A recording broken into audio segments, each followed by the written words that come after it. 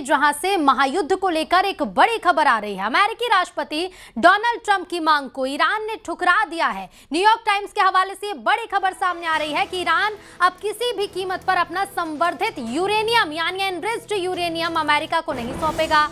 अमेरिकी राष्ट्रपति Donald Trump ने ईरान के सामने शर्त रखी थी कि शांति समझौते के लिए ईरान को अपना पूरा यूरेनियम स्टॉक या तो अमेरिका के हवाले करना होगा या फिर उसे नष्ट करना होगा। लेकिन न्यूयॉर्क टाइम्स की रिपोर्ट में दावा किया गया कि ईरान ने ट्रंप की इस मांग को पूरी तरह से खारिज कर दिया है। माना जा रहा है कि ईरान के इस कड़े रुख के बाद अब दोनों देशों के बीच चल रही शांति वार्ता की कोशिश एक बार फिर फेल हो सकती है। मिडिल ईस्ट में एक बार फिर युद्ध के बादल मंडराने लगे हैं, क्योंकि अमेरिका पहले ही साफ कर चुका है कि बात नहीं बनी तो सैन्य कार्रवाई दोबारा शुरू हो सकती है। तो डोनाल्ड ट्रंप की मांग को खारिज कर दिया गया है। ईरान ने ट्रंप की मांग ठुकरा दी है और ऐसे में अब एक बार फिर से युद्ध की जो तस्वीरें पहले सामने आ रही थी, जो स्थिति पहले बनी हुई थी, वो एक बार फिर से देखने को मिल सकती है। संवर्धित यूरेनियम को लेकर ईरान ने ट्रंप की मांग को ठुकरा दिया है। अमेरिकी राष्ट्रपति डोनाल्ड ट्रंप ने जो मांग की थी उसे ईरान ने ठुकरा दिया है। ईरान किसी भी कीमत पर अपना संवर्धित यूरेनियम अमेरिका को नहीं सौंपेगा। अमेरिकी राष्ट्रपति डोनाल्ड ट्रंप ने ईरान के सामने ये शर्त रखी थी। मुख्य रूप से वो 3 शर्तें थी, जिसमें सबसे ज्यादा चर्चा इसी बात की कि शांति समझौते के लिए ईरान को अपना पूरा यूरेनियम स्टॉक या तो अमेरिका के हवाले करना होगा या फिर नष्ट करना होगा। लेकिन ईरान ने इसे ठुकरा दिया है।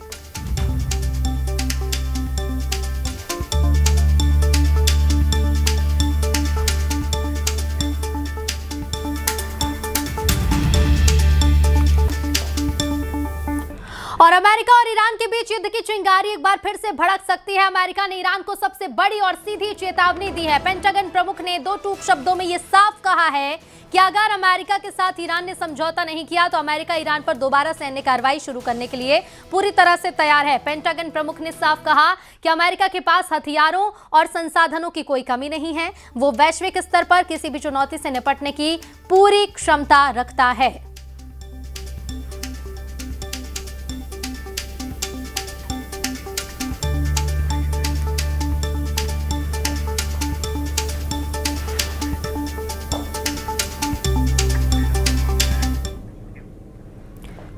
तो 60 दिन के सीज फायर के बावजूद जिस तरह से ईरान ने कुवैत में अमेरिकी अड्डे को उड़ाया है, उससे सभी के होश उड़ गए हैं। हमले के लगभग 30 घंटे बाद आई रिपोर्ट में यह दावा किया गया कि अमेरिका के सबसे advance air defence system Iran की फतेह 110 मिसाइल को रोक नहीं पाए हैं। ईरानी मिसाइल ने कुवैत में मौजूद अमेरिका अड्डे अली अल सलेम एयरबेस को उड़ा दिया है।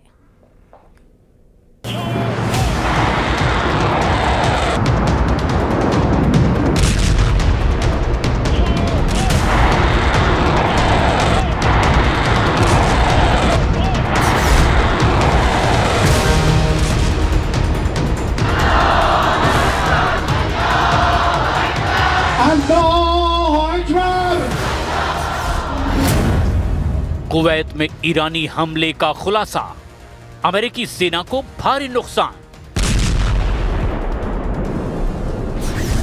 ईरान युद्ध और तनाव को लेकर जो हालात इस वक्त चल रहे हैं, उन्हें देखकर लगता नहीं है कि ईरान अमेरिकी शर्तों और ताकत के सामने झुकने वाला है। इंटरनेशनल मीडिया में 2 दिन बाद अमेरिकी अड्डों पर ईरानी हमले से जुड़ी एक ऐसी और जबरदस्त खतरनाक खबर सामने आई जिसने पूरी दुनिया को हैरान कर दिया।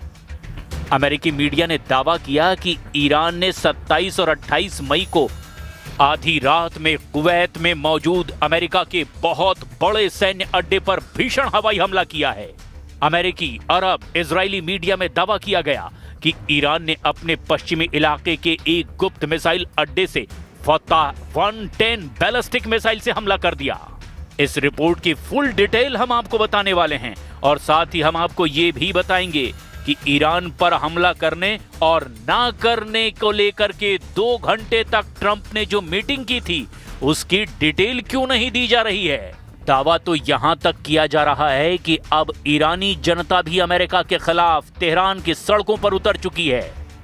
कुल मिलाकर 90 दिन से चल रहा ईरान तनाव अब ऐसे दौर में पहुंच चुका है जहां अब हर हाल में ईरान पर अमेरिका को हमला करना ही पड़ेगा। हम आपको सबसे पहले दिखाते हैं कि ईरान ने कुवैत में अमेरिका के तमाम एयर डिफेंस को चकमा देते हुए अमेरिकी अड्डे पर हमला आखिर कैसे किया और इससे अमेरिका को कितना नुकसान हुआ। कुवैत में तबाह अमेरिकी अड्डा, फतह 110 से ईरान का हमला। काफी धमकियों और तैयारियों के बावजूद अमेरिका ईरान को ना तो झुका पा रहा है और ना ही शर्तें मानने के लिए मजबूर करवा पा रहा है। जो खबरें आ रही है उसके मुताबिक अब ट्रंप के सब्र का बांध टूट चुका है और ट्रंप ने दो टूक कह दिया है कि वो ईरान पर हमला हर हाल में करेंगे। सिचुएशन रूम में कमांडरों के साथ मीटिंग और उसके तुरंत बाद हमले के जो दावे किए जा रहे हैं वो स्थिति बेहद विस्फोटक हो चुकी है। इधर अमेरिकी मीडिया ब्लूमबर्ग ने ऐसी रिपोर्ट खुफिया सूत्रों के हवाले से छापी है जिसने पूरी दुनिया को सन्न करके रख दिया है। रिपोर्ट के दावों के मुताबिक कुवैत में ईरान ने अमेरिकी सैन्य बेस अली अल सलेम पर हमला कर दिया है। दावा किया जा रहा है कि ईरान ने अपनी घातक बैलिस्टिक मिसाइल से हमला किया जो काफी हद तक कामयाब रहा है। ब्लूमबर्ग की रिपोर्ट के दावों के मुताबिक कुवैत में तबाह अमेरिकी अड्डा, फतह 110 से ईरान का हमला।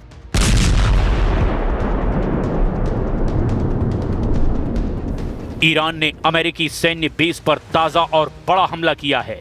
इस भीषण स्ट्राइक में कई अमेरिकियों के घायल होने की भी खबर है। वहीं अमेरिकी सेना के बेहद आधुनिक और घातक रीपर ड्रोन को भी भारी नुकसान पहुंचा है। दावों के मुताबिक 2 MQ-9 रीपर ड्रोन भी डैमेज हुए हैं। अमेरिकी अधिकारियों ने भी इस हमले की पुष्टि की है। उन्होंने बताया कि पिछले 24 घंटों के भीतर ही ईरान ने कुवैत में मौजूद अली अल सलेम एयरबेस पर बैलिस्टिक मिसाइल से हमला किया है। हालांकि कुवैत के एयर डिफेंस सिस्टम ने ईरान की इस मिसाइल जिसका नाम फतह 110 है उसे हवा में रोकने का भी दावा किया, लेकिन मिसाइल का मलबा एयरबेस के अंदर आकर गिरा।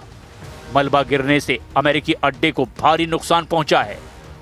ब्लूमबर्ग ने अपने खुफिया सूत्रों के हवाले से बताया कि भले ही कुवैत एयर डिफेंस ने ईरान की फतह 110 बैलिस्टिक मिसाइल को हवा में ही इंटरसेप्ट कर लिया था, लेकिन उसका भारी मलबा सीधे अली अल सलेम एयरबेस के तकनीकी क्षेत्र पर जाकर गिरा है और इस मलबे की चपेट में आने से अमेरिका के 2 MQ-9 रिपर ड्रोन गंभीर रूप से क्षतिग्रस्त हो गए हैं, जिसमें से एक पूरी तरह से नष्ट हो गया है। रिपोर्ट के मुताबिक $30 मिलियन यानी करीब 250 करोड़ तक है इसकी कीमत। रिपोर्ट में पुष्टि की गई है कि लगभग 5 अमेरिकी सैनिक घायल भी हुए हैं जिनका बेस पर ही इलाज किया जा रहा है। ब्लूमबर्ग, एसोसिएटेड प्रेस, डॉन और द स्ट्रेट्स टाइम्स ने भी कुवैत के अली अल सलेम एयरबेस पर हुए इस मिसाइल हमले पर बेहद गंभीर रिपोर्ट छापी है। सीज फायर का घोर उल्लंघन। यूएस सेंट्रल कमांड यानी कि सेंटकॉम ने इस हमले को बेहद गंभीर बताते हुए इसे युद्ध विराम का खुला और घोर उल्लंघन करार दिया है। So Iran knows very, very clearly what our expectations are, and that's on the negotiating team to deliver. They're coming in our direction. The talks have been productive. I think they know where it needs to go, and I'm quite confident with our president who makes nothing but great deals that ultimately it'll be something he's proud to defend, that ensures that Iran, which everyone knows should not have a nuclear weapon, never does.